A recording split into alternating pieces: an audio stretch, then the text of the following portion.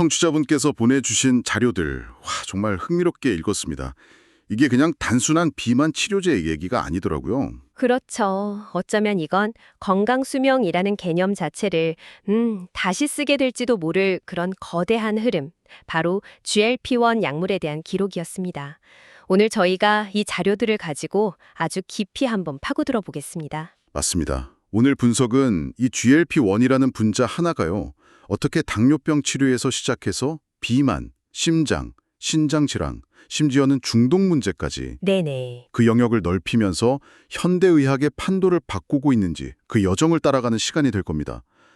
사실 1987년에 처음 알려지고 2005년에 첫 약으로 승인되기까지 거의 20년이 걸렸거든요. 오래 걸렸네요. 네, 근데 그 이후의 발전 속도는 정말 눈부시다고 할 수 있죠. 그래서 오늘 저희 목표는 아주 명확합니다. 첫째, 현재 시장의 양대 산맥이죠. 세마글루타이드와 티르제파타이드. 이 둘을 실제 임상 데이터로 한번 정면으로 붙여보겠습니다. 과연 최강자가 누군지, 네, 아주 흥미롭겠네요. 그리고 이 약들이 어떻게 체중 감량을 넘어서 우리 몸의 다른 장기들을 보호하는지, 그 부가효과들을 볼 거고요. 마지막으로는 이제 레타투로타이드 같은 차세대 주자들까지 그 미래를 살짝 엿보려고 합니다.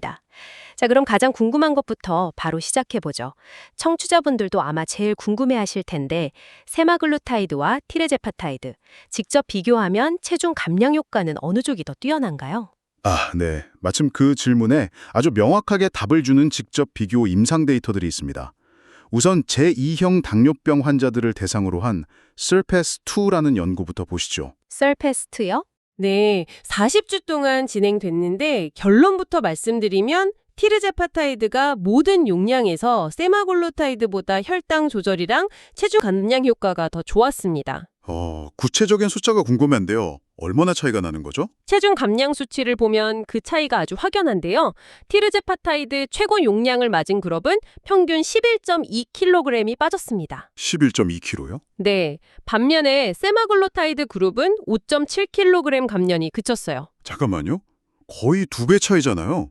이건 엄청난데요? 근데 혹시 이 연구에서 쓴 세마글루타이드 용량이 지금 비만 치료에 쓰는 것보다 좀 낮은 당뇨병 치료 용량이라서 차이가 이렇게 크게 난 건가요? 정말 날카로운 지적이십니다. 맞습니다. 여기서는 당뇨병 치료 용량인 1mg이 사용됐거든요. 그래서 연구자들이 아예 당뇨병이 없는 과체중, 비만 환자들을 대상으로 각 약물의 최대 내약 용량으로 다시 비교하는 연구를 진행했습니다. 최대 내약 용량이요? 환자가 견딜 수 있는 가장 높은 용량으로요? 네, 그렇죠. 실제 처방 환경이랑 훨씬 더 비슷하게 조건을 맞춘 거죠. 그게 바로 솔마운트 사이브 연구입니다. 결과가 어땠습니까? 훨씬 더 극적이었습니다. 72주 후에 보니까 티르제파타이드 그룹은 자기 체중의 평균 20.2%를 감량했어요. 20.2%요? 네, 반면에 세마글루타이드 그룹은 13%를 감량했고요. 와, 100kg인 사람이면 한쪽은 20kg 넘게?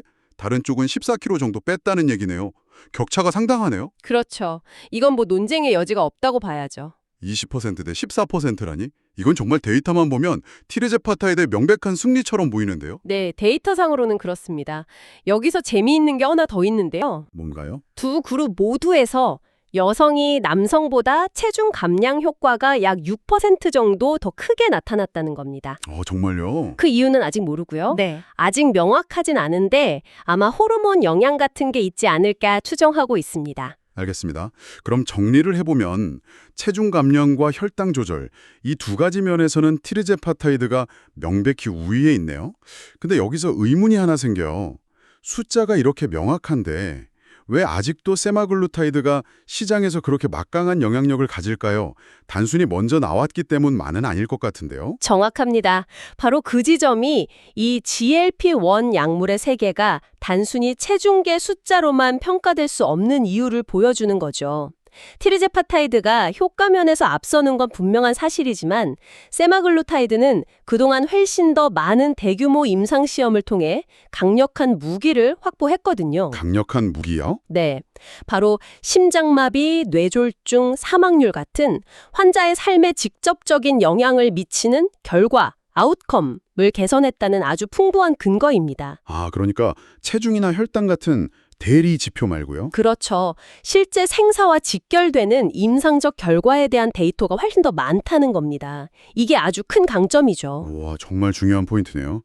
그럼 그 이야기로 넘어가 보죠. 이 약들이 체중을 줄이는 것 외에 우리 몸에서 또 어떤 놀라운 일들을 하나요? 심혈관 질환부터 시작해 볼까요? 네, 바로 실렉트라는 아주 기념비적인 임상시험이 있습니다.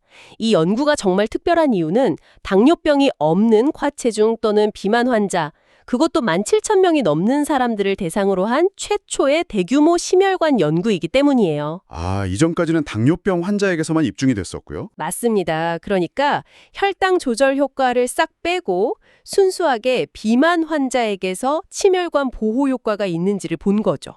결과는 어땠나요? 결과는 정말 놀라웠습니다. 세마글루타이드가 위약 대비 메이스, 그러니까 주요 심혈관계 부작용 사건 발생률을 20%나 감소시켰습니다. 메이스라는 용어가 나왔는데 청취자분들을 위해서 이게 정확히 어떤 걸 말하는 건지 한번 짚어주시죠. 아, 좋은 질문입니다. 메이스는 Major Adverse Cardiovascular Event의 약자인데요.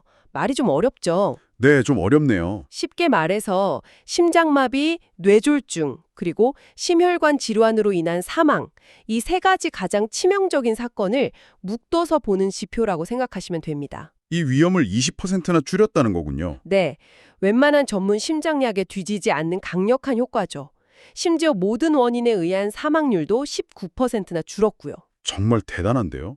근데 이 효과가 단순히 살이 빠져서 심장에 부담이 줄어든 그런 간접적인 결과라고 보기는 어려운 건가요? 바로 그게 이 연구의 가장 흥미로운 발견 중 하나입니다. 데이터를 깊이 들여다보니까요. 이 심혈관 보호 효과가 약물 투여를 시작한 지 불과 몇 달 만에 나타나기 시작했어요. 몇 달 만에요? 체중이 다 빠지기도 전에요. 그렇습니다. 체중 감량 효과가 최대로 나타나기 훨씬 전부터요. 심지어 체중이 얼마나 빠졌는지와는 크게 상관없이 보호 효과가 나타났습니다. 그 말씀은 체중 감량 효과 외에 약물 자체가 염증을 줄인다거나 혈관을 직접 보호하는 그런 독립적인 메커니즘이 있을 수 있다는 거네요. 정확합니다. GLP-1 수용체가 심장하고 혈관에도 있거든요.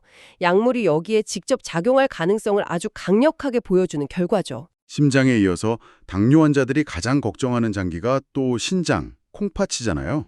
그렇죠. 신장 질환에 대한 효과는 어떤가요? 플로우라는 임상시험에서 그 효과가 아주 명확하게 입증됐습니다. 이 연구는 제2형 당뇨병이랑 만성신장 질환을 같이 앓고 있는 환자들을 대상으로 했는데요. 세마글루타이드가 신장 기능이 나빠지거나 신장 질환으로 사망할 위험을 위약 대비 크게 줄였습니다. 이 역시 중요한 결과인데 여기서 특별히 주목할 만한 점이 있을까요? 있습니다. 이 연구에 참여한 환자 대부분이요, 이미 SGLT2 억제제 같은 기존의 표준 신장 보호 약물을 먹고 있었다는 점입니다. SGLT2 억제제라면 요즘 당뇨약 중에서 신장 보호 효과로 주목받는 또 다른 계열의 약이잖아요. 맞습니다. 즉, 이미 효과적인 치료를 받고 있는 환자들한테 세마글루타이드를 추가로 줬더니 거기서 더 좋아지는 효과가 나타났다는 거예요. 아, 이게 마치 이미 훌륭한 수비수가 있는데 거기에 최고의 골키퍼까지 더해진 격이죠. 기존 치료를 대체하는 게 아니라 효과를 한 단계 더 끌어올릴 수 있다는 가능성을 보여준 겁니다. 신장까지 보호한다니 이 약의 능력이 정말 어디까지인지 궁금해지네요. 그런데 자료 중에 정말 의외의 내용이 있었어요. 이 약이 알코올이나 대마초 같은 물질 사용 장애에도 효과가 있을 수 있다는 분석이요. 이건 완전히 다른 영역 아닌가요? 네, 저도 처음 이 데이터를 보고 굉장히 놀랐습니다. 아직 대규모 무작위 임상시험 결과가 나온 건 아니지만요. 수백만 명의 실제 의료 기록을 분석한 리얼월드 데이터에서 아주 일관된 신호가 나오고 있거든요. 리얼월드 데이터요? 네, 예를 들어 미국의 트라이넥스라는 대규모 데이터베이스를 분석한 연구를 보면요. 어떤 결과가 나왔나요? 세마글루타이드를 처방받은 사람들은 다른 비만 치료제를 쓴 사람들에 비해서 알코올 사용 장애가 새로 생길 위험이 56%나 낮았어요. 56%요? 네. 그리고 대마초 사용 장애 발생 위험은 44% 낮았고요. 이미 진단받은 환자들의 재발률도 현저히 낮았습니다. 와, 이런 경향이 스웨덴이나 미국 재향군인 데이터베이스 같은 다른 대규모 자료에서도 계속 반복적으로 관찰되고 있습니다. 50% 안팎의 감소율이라니 이건 우연으로 보기에는 너무 일관되고 강력한 수치네요. 식욕을 조절하는 약이 어떻게 알코올이나 대마초에 대한 갈망까지 줄일 수 있는 거죠? 뇌에서 대체 무슨 일이 일어나는 건가요? 아주 좋은 질문입니다. 이게 GLP-1 약물이 단순히 위장에만 작용하는 게 아니라 뇌에 아주 깊숙한 곳, 특히 보상회로라고 불리는 영역에 영향을 미치기 때문으로 보입니다. 보상의 회로요? 네, 음식, 알코올, 마약처럼 우리가 갈망을 느끼게 하는 것들은 대부분 뇌의 도파민 시스템을 자극하거든요.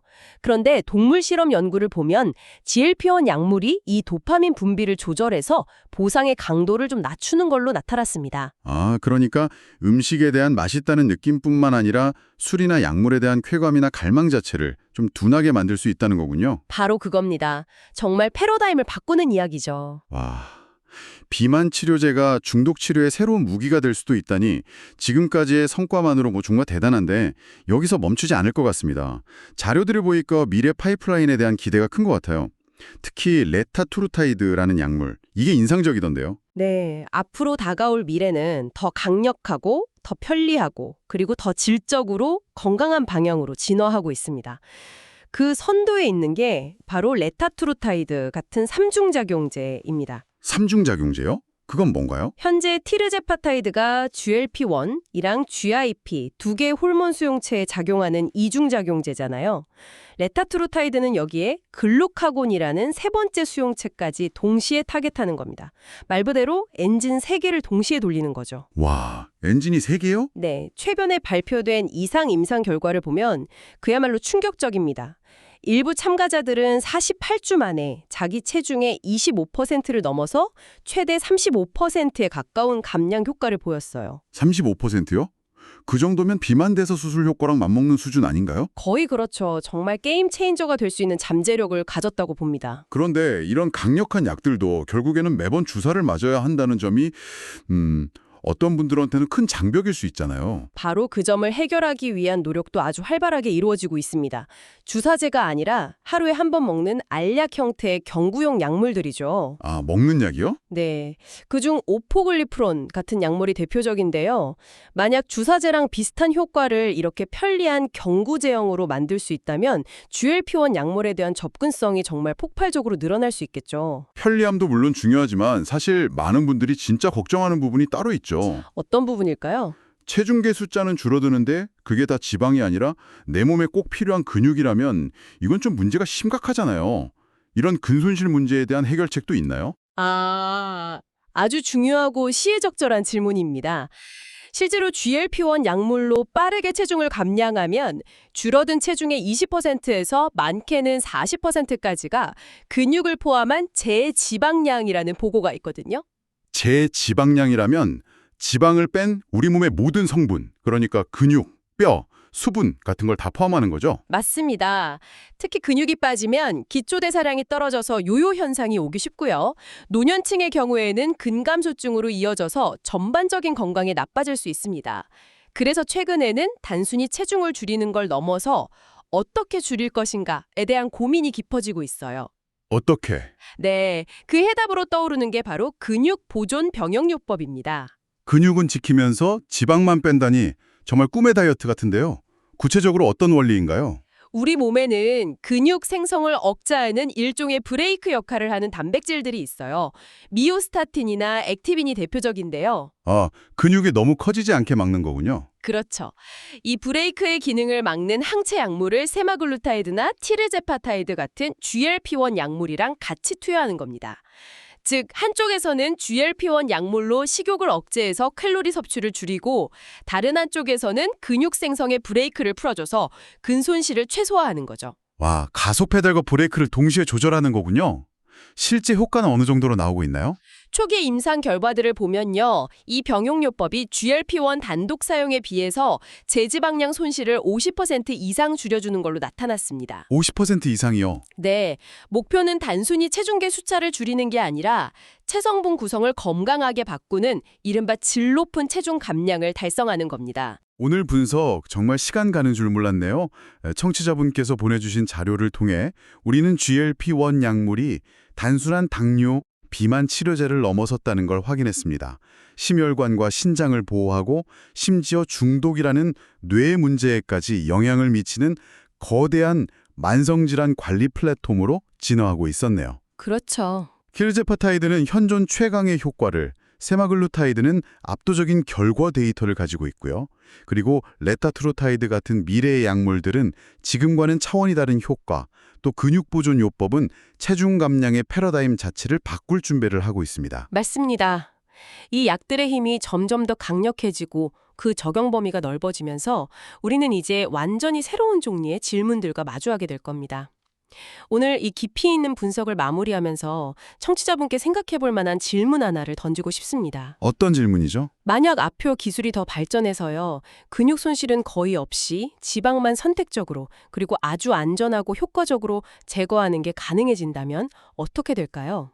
그때가 되면 이 약은 단순히 질병 치료의 영역에만 머무를까요? 어쩌면 질병을 치료하는 도구를 넘어서 인간의 신체 구성을 현재보다 더 건강하고 이상적인 상태로 적극적으로 최적화하고 향상시키는 데 사용될 수도 있지 않을까요? 치료와 향상의 경계선 문제군요. 네. 비만 치료와 더 나은 신체를 갖기 위한 향상의 경계. 우리는 그 경계선을 과연 어디에 그어야 할지 앞으로 우리 사회가 함께 깊이 고민해봐야 할 문제가 될 겁니다.